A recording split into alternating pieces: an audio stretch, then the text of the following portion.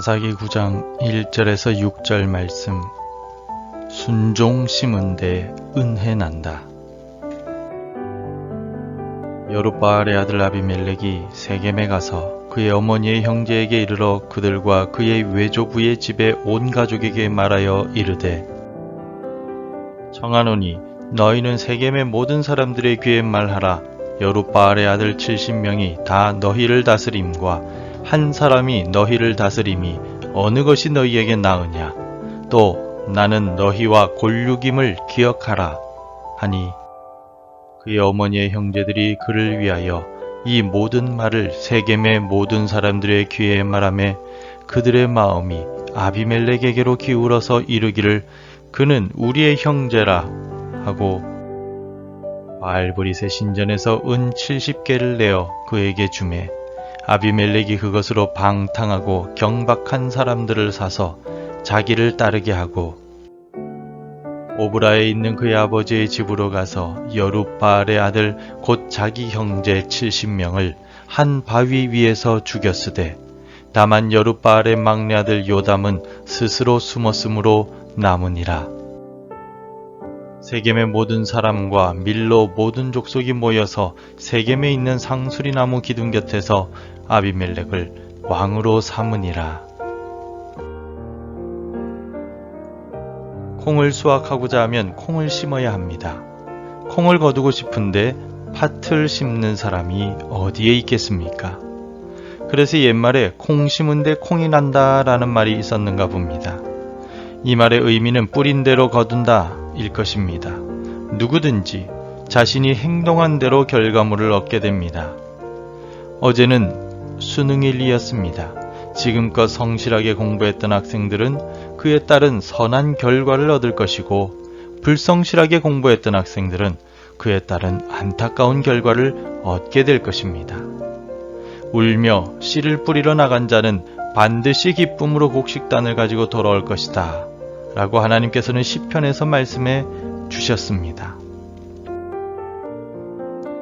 우리는 믿음으로 구원을 얻었습니다. 그리고 구원과 함께 하나님께서 주시는 은혜와 복을 받을 자격과 권리를 받았습니다. 그러니 이 권리와 자격을 마음껏 활용해야 합니다. 하나님께서는 자기 백성들을 사랑하시기 때문에 은혜와 복을 주시길 즐거워하십니다. 어떻게 해야 우리가 하나님께서 주시는 은혜와 복을 누릴 수 있겠습니까? 성경은 하나님의 말씀에 순종할 때 하나님은 즐거이 우리에게 은혜와 복을 부어주신다라고 말씀하고 있습니다. 오늘 본문은 아비멜렉이 자신의 형제들의 생명을 빼앗는 비극의 현장을 묘사하고 있습니다. 안타깝게도 이 사건은 이들의 아버지인 기드온이 뿌린 씨앗의 결과였습니다. 하나님께서는 모세를 통하여 왕위에 오를 사람의 덕목에 대해 이렇게 말씀해 주셨습니다. 신명기 17장 17절에서 그에게 아내를 많이 두어 그의 마음이 미혹되게 하지 말 것이며 자기를 위하여 은금을 많이 쌓지 말 것이니라. 아멘.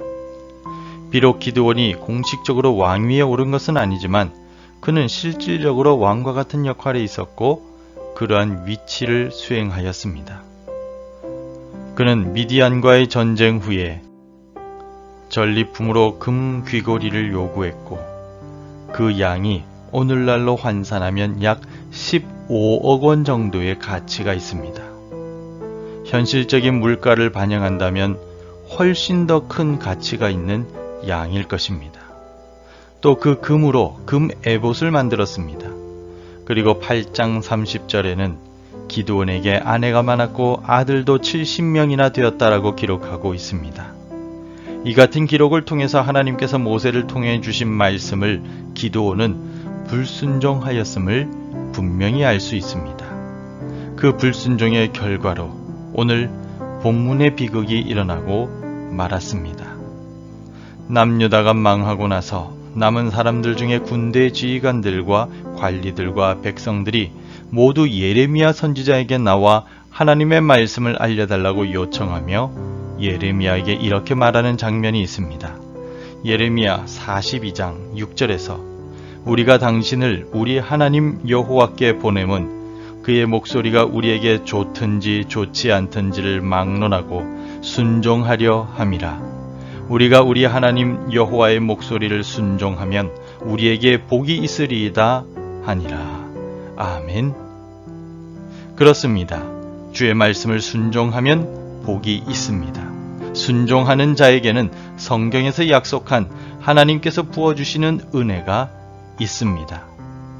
하지만 불순종한 사람에게는 오늘 본문의 기드온 집안에서 벌어진 것과 같은 저주와 절망만이 있을 뿐입니다.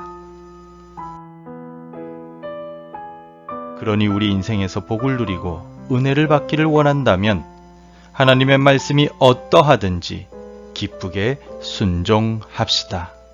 하나님의 약속을 신뢰하며 기쁨으로 말씀에 순종할 때 하나님은 반드시 복을 주시고 은혜를 주실 것입니다.